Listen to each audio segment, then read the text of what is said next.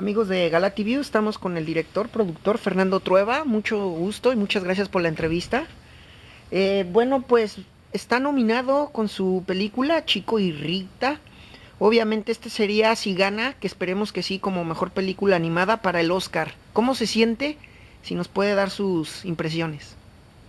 Bueno, pues contento de que la película haya sido reconocida por la Academia porque es una apuesta muy arriesgada hacer una película de animación para adultos sobre un tema cubano, hablando del jazz, de la música latina, de toda una época de Cuba y de Nueva York, pues no es el obvio producto comercial, es una cosa bastante arriesgada y entonces, bueno, pues viene muy bien este tipo de reconocimientos, ¿no? Para poder seguir haciendo películas así. ¿Por qué animada? ¿Cómo surgió esta idea? Que está muy buena, por supuesto.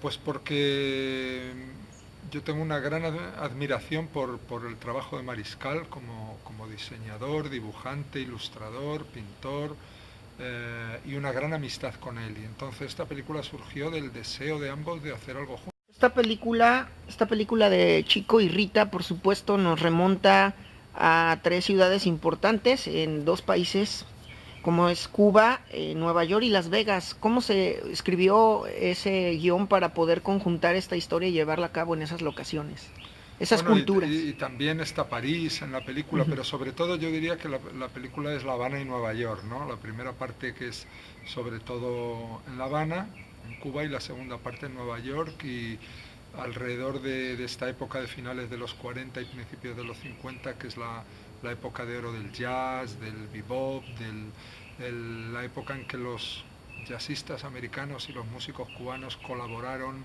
juntos y crearon ese género que se conoció como el Afro-Cuban Jazz, y nos gustó ambientar la historia de Chico y Rita en esa época, porque aunque es una historia de amor y es un melodrama, se podría decir de alguna manera, y un homenaje al cine de aquella época, también es una recreación de ese momento de la historia de la música, puesto que es la historia de amor de una cantante y un pianista.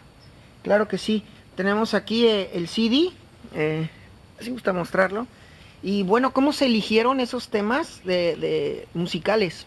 Bueno, no pensando en la música, o sea, de alguna forma la música no es algo en esta película que se añade al final, como siempre se hace en el cine, sino al contrario, que es algo que está desde el principio. O sea, yo he contado la historia utilizando la música, como en la manera de contar y de estructurar la historia. Entonces hay una fusión ahí muy grande del cine, el dibujo y la música para poder contar una historia así. ¿Cómo se trabajó para hacer esa fusión? Bueno, hubo un momento, para mí uno de los momentos más apasionantes de hacer esta película ha sido la producción de toda la banda sonora. Y muy al principio, pues cuando pensábamos que iban a aparecer personajes reales, ¿no?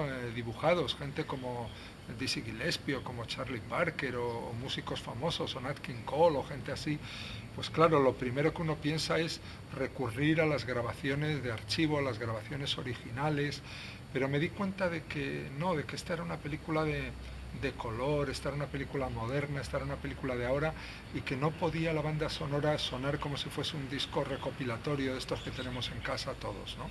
Y que había que crear algo nuevo, algo fresco.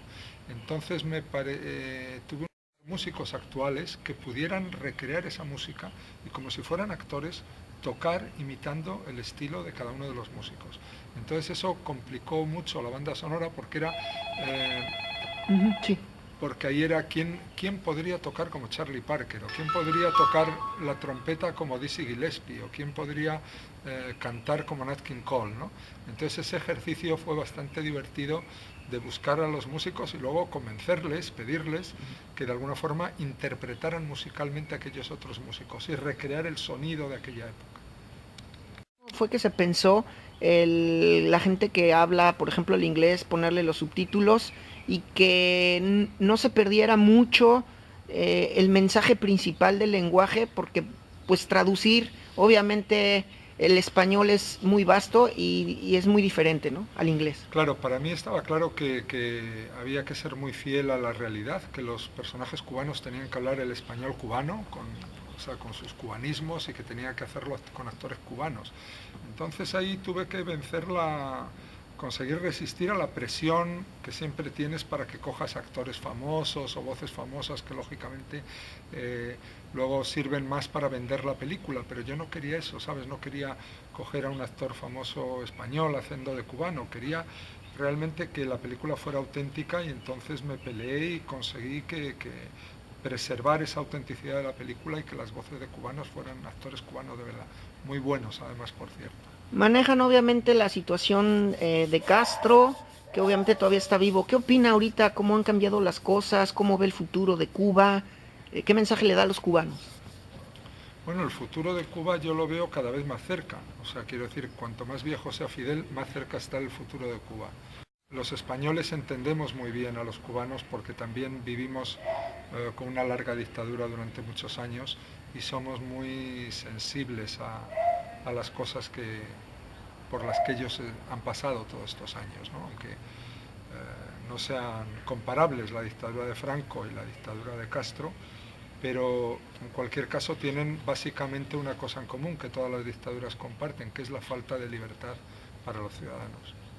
¿Cómo le gustaría ver la próxima Cuba? Pues me gustaría una Cuba que conserve todo lo bueno que Cuba siempre ha tenido, a nivel de que es una gente de una gran cultura, una gente que da gusto tratar con ellos. El cubano es un gusto charlar con un cubano, ¿sabes? Son gente culta, son grandes escritores, artistas, poetas, grandes hombres de negocios y todo eso.